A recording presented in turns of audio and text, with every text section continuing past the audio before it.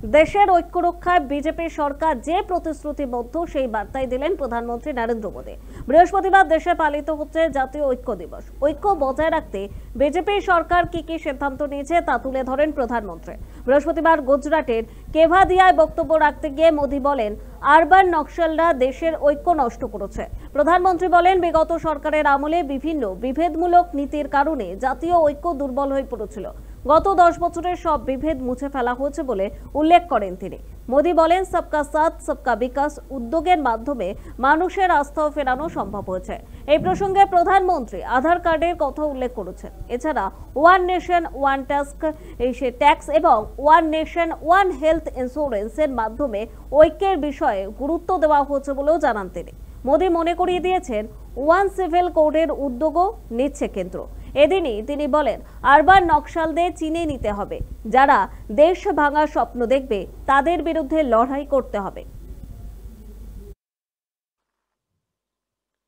जब भारत को के दिखाया, देश की एकता का भाव सशक्त होता है। साथियों, पहले की सरकारों की नीतियों में और नीयत में भेदभाव का भाव भी देश की एकता को कमजोर करता रहा है। बीते 10 वर्षों में देश में सुशासन के नए मॉडल ने भेदभाव की हर गुंजाइश समाप्त की है। हमने सबका साथ सबके विकास का रास्ता चुना है। आज हर घर जल इस योजना से बिना भेदभाव जल पहुंचाने का प्रयास हो रहा है। आज पीएम किसान सम्मान निधि सबको मिलती है तो सबको बिना भेदभाव मिलती है। आज पीएम आवास के घर मिलते हैं तो सबको बिना भेदभाव मिलते हैं। आज आयुष्मान योजना का लाभ मिलता है तो बिना भेदभाव हर पात्र व्यक्ति को इसका फायदा होता है। हमारी हर नीति में और हमारी नीयत में एकता हमारी प्राण शक्ति है। आज वन नेशन वन आइडेंटिटी यानी आधार की सफलता हम सब देख रहे हैं और दुनिया इसकी चर्चा भी करती है।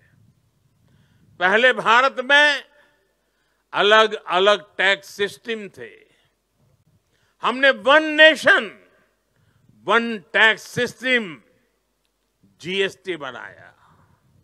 हमने one nation one power grid से देश के पावर सेक्टर को मजबूत किया, वरना एक वक्त था। हमने one nation one ration card से गरीबों को मिलने वाली सुविधाओं को एक साथ जोड़ दिया, एकीकृत किया। अब हम वन नेशन वन इलेक्शन पर काम कर रहे हैं। आतंकियों के आकाओं को पता है कि भारत को नुकसान पहुंचाया तो भारत उन्हें छोड़ेगा नहीं। सोची समझी साजिश के तहत नक्सलवाद के बीज बो गए, नक्सलवाद की आग भड़काई गई। ये नक्सलवाद भारत की एकता और अखंडता के लिए बहुत बड़ी चुनौती बन गया था। मुझे संतोष है कि बीते 10 साल के अथक प्रयासों से आज नक्सलवाद भी भारत में अपनी अंतिम सांसें गिन रहा है। कुछ विकृत विचार, कुछ विकृत मानसिकता है, कुछ ऐसी ताकतें बहुत परेशान है। भारत के भीतर और भारत के बाहर भी ऐसे लोग भारत में अस्थिरता, भारत में अराजकता फैलाने की कोशिश कर रहे हैं। वो भारत के आर्थिक हितों को चोट पहुंचाने में जुटी हैं। वो ताकतें चाहती कि दुनिया भर के निवेशकों में गलत संदेश जाए। ये लोग भारत की सेनाओं तक को टारगेट करने में लगे हैं। भारत के जन जन के बीच में भारत को तोड़ने का काम कर रहे हैं। अर्बन नक्सलियों के इस गठजोड़ को, इनके गठजोड़ को हमें पहचानना ही होगा। और मेरे देशवासियों, जंगलों में पनपा नक्सलवाद, बम बंदूक से आदिवासी नौजवानों को गुमराह करने वाला नक्सलवाद जैसे जैसे समाप्त होता गया, अर्बन नक्सल का नया मॉडल उभरता गया।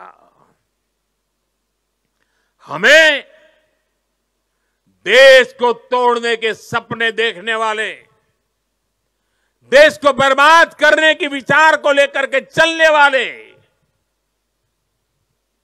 मुंह पर जूठे नकाब पहने हुए लोगों को पहचानना होगा। उनसे मुकाबला करना ही होगा।